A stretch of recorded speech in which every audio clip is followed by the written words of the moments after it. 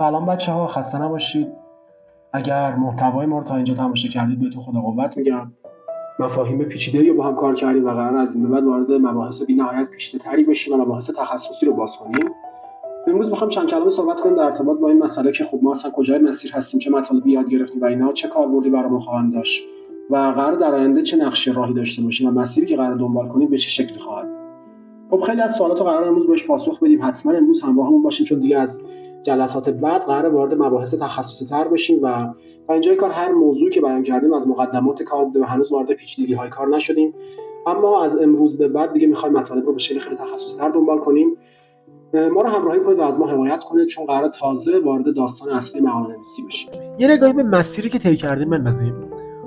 بچه‌ها ما 4 ویدیو آپلود کردیم واسه کسایی که هیچ چیزی از پژوهش نمیدونن. از کلمه پژوهش شروع کردیم به توضیح دادن از 0 تا در ارتباط با نشست‌های علمی توضیح دادیم، در ارتباط با داوری مقالات یه مقدار توضیح دادیم و اصلا متوجه شدیم که مقاله علمی چیه، طبقه بندی شواهد به چه شکلی هست و دسترسی به مقالات به چه شکلی هست. یه سری کلیدواژه‌های خیلی ابتدایی در ارتباط باهاش صحبت کردیم توی 4 تا ویدیو با عنوان پیش نیاز. و اگر کلمه مقاله هم تا به گوشتون نخورده، خب این 4 تا ویدیو واقعا کارتون رو راه میندازه.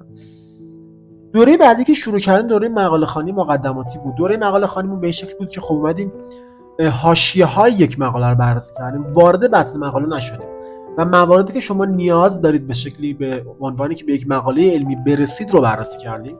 خب اومدیم فرمت رایج مقالات رو یه مقدار بررسی کردیم و در قسمت دوم بررسی کردیم که چی میشه که اصلا یک مقاله به مقاله تبدیل میشه. در قسمت سوم مطالبی رو بیان کردم که شما در صفحه اول یک مقاله می‌بینید، مثلا کد دی او آی، مثلا بخش وابستگی ها، نویسنده، عموما اجزایی که ما عموما در صفحه اول یک مقاله به چشممون می‌خوره رو بررسی کردیم.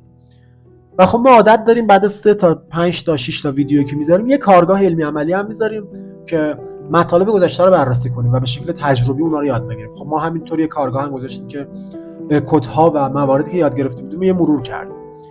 بعدش ما نیاز داشتیم که خب به مقاله برسیم.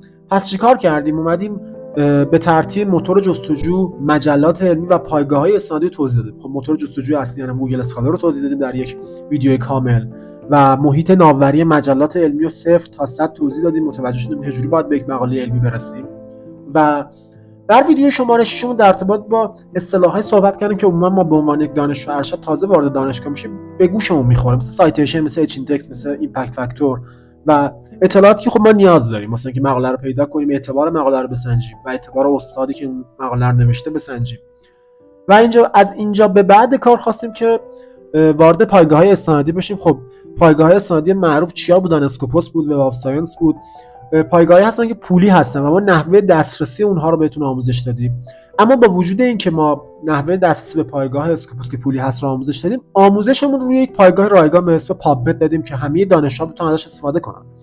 و در 2 قسمت به شکل کامل و 0 تا 100 پایگاه استنادی از نحوه جستجو تا فیلترگذاری و همه چی توضیح دادیم. بعد از اینکه آموزش دوره‌های پایگاه استنادیمون رو گذاشتیم، رفتیم چیکار کردیم؟ 0 تا 3 دوره اسکوپوس هم گذاشتیم. یعنی تمام مطالبی که یاد گرفته بودیم توی کارگاه تحت عنوان 0 تا 3 پایگاه استنادی اسکوپوس همه اون مطالب رو به شکل عملگرا اجرا کردیم. و تا اینجای کار ما فهمیدیم که مقاله رو باید از کجا پیدا کنیم و پایگاهایی که مقاله رو باید پیدا می‌کردیم ما بررسی کردیم. حالا مقاله رو از کجا باید دانلود کنیم و فایل پی دی افش رو هم برسیم ما به عنوان قسمت آخر در مقاله خوانی مقدماتمون آپلود کردیم. تا اینجای کار ما حاشیه یک مقاله رو بررسی کردیم و فهمیدیم که از کجا باید به دست بیاریم، چجوری باید به دست بیاریم و چجوری باید به مرحله دانلود برسونیمش. خب از اینجا به بعد کار خب ما با سیر انبوهی از مقالات روبرو هستیم و این مقالات رو قراره دانلود کنیم و تو سیستم خودمون نگه داریم. پس نیاز داشتیم به نرم افزارهای مدیریت منابع که حتما به گوشتون خورده. خب ما نرم افزارهای مدیریت منابع رو معرفی کردیم، مزایا و معایب هر کدومش رو گفتیم. در این حال به عبارتی یه دونه از اینها رو بهتون پیشنهاد دادیم که برید از اون استفاده کنید که از بقیه بهتر هست توی این ویدیو که مزایا و معایبش رو بررسی کردیم. اما با وجود اینکه ما یک دونه رو بهتون معرفی کردیم، 3 تاش هم بهتون آموزش کامل و 0 تا 100 دادیم، یعنی هم اندنوت، هم مندلی و هم زوترو، که اگر احیانا نخواستید از پیشنهاد ما هم استفاده کنید، آموزش توی اینجا وجود داشته باشه که بتونید ازش بهره مند شید. در مرحله بعد ما وارد دوره مقاله خوانی پیشرفته خودمون شدیم. گفتیم تا اینجای کار ما داشتیم در ارتباط با حاشیه و اطراف یک مقاله صحبت می‌کردیم.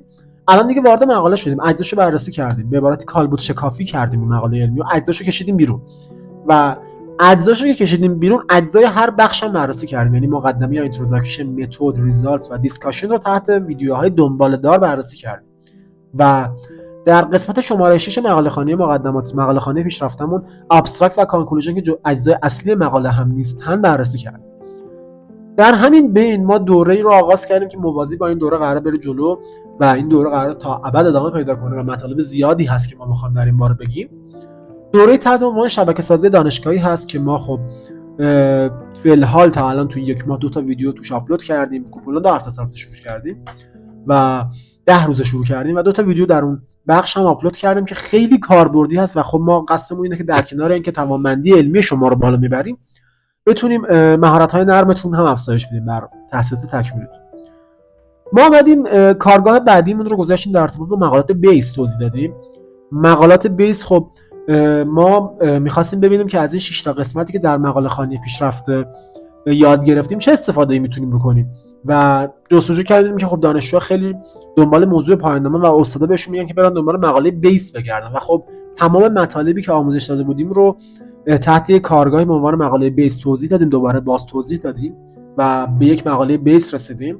این موضوع رو هم حل کردیم و در قسمت هفتم فرمت‌های رفرنس زنی رو بررسی کردیم که خب خیلی ما لازمش داریم در دوره‌های مقاله نویسی خودمون و در بخش‌های آخر خودمون هم ما به عبارتی مقالات مروری رو بررسی کردیم و 0 تا 100 مقالات مروری رو با هم دوره کردیم و حاصل کل به عبارتی کار ما شده دوره‌های مقاله خوانی مقدماتی و مقاله خوانی پیشرفته و پیش نیاز پژوهشی.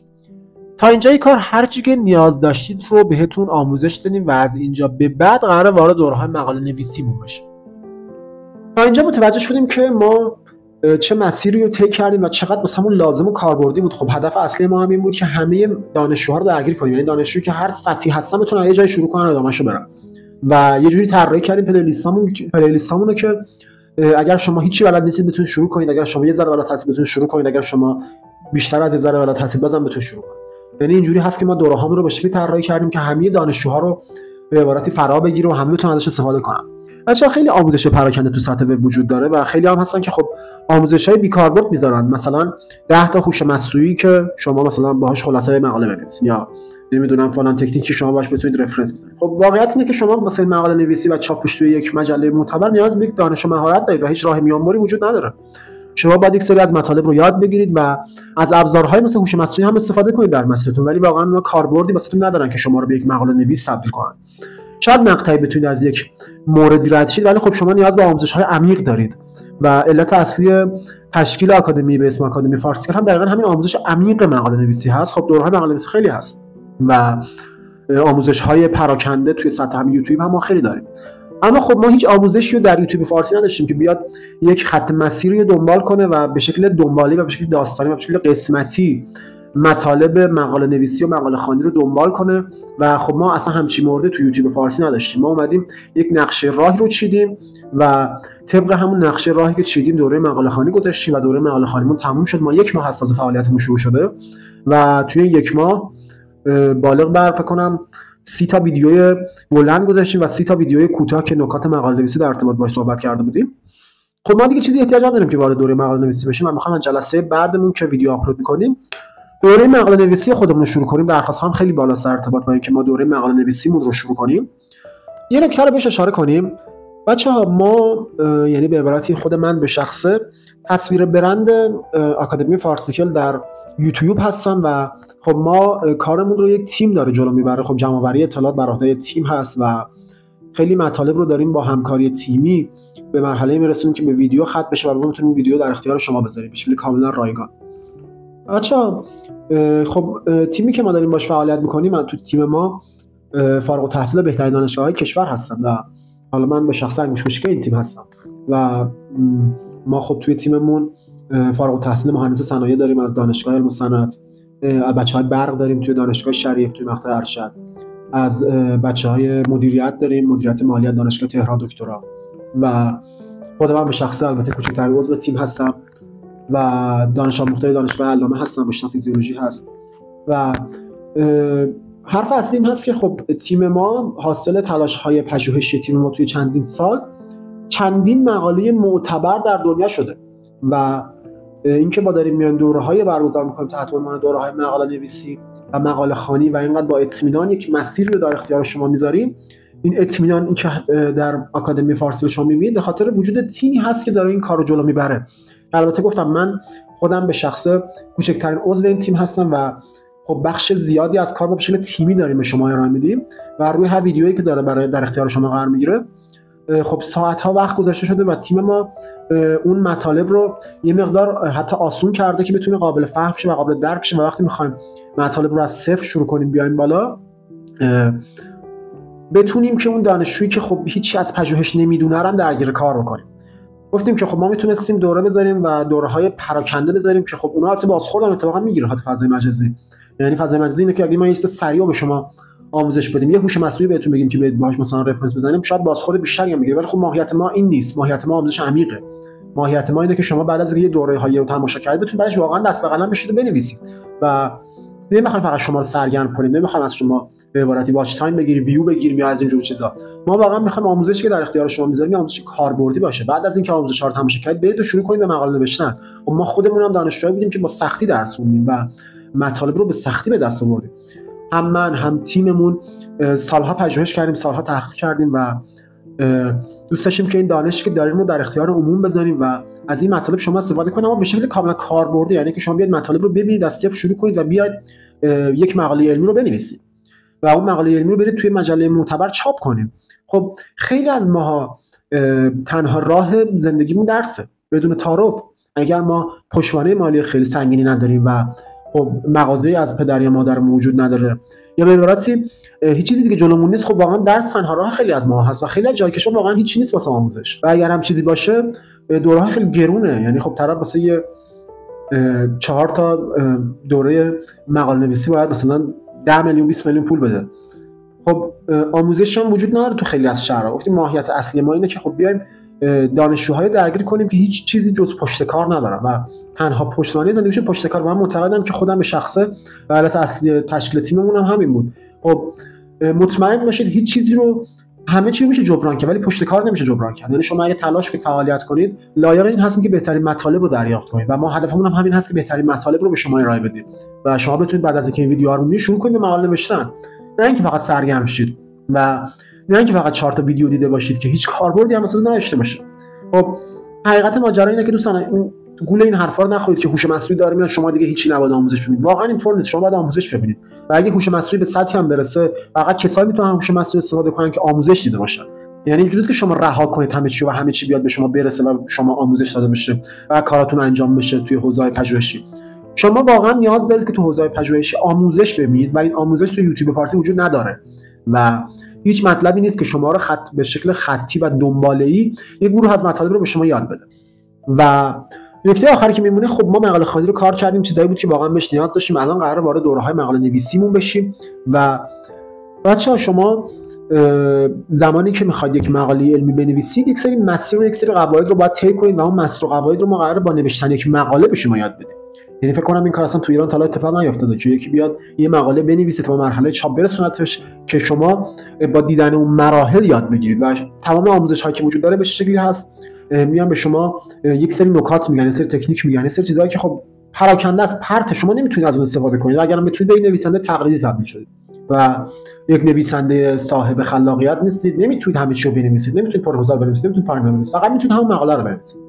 و خب ما می‌خوایم این مقاله رو شروع کنیم 0 تا 100 بنویسیم و خب مقاله‌ای که می‌خوایم شروع کنیم به نوشتن یک مقاله مروری نراتیو هست طبق نقشه راهی که بهتون میدیم.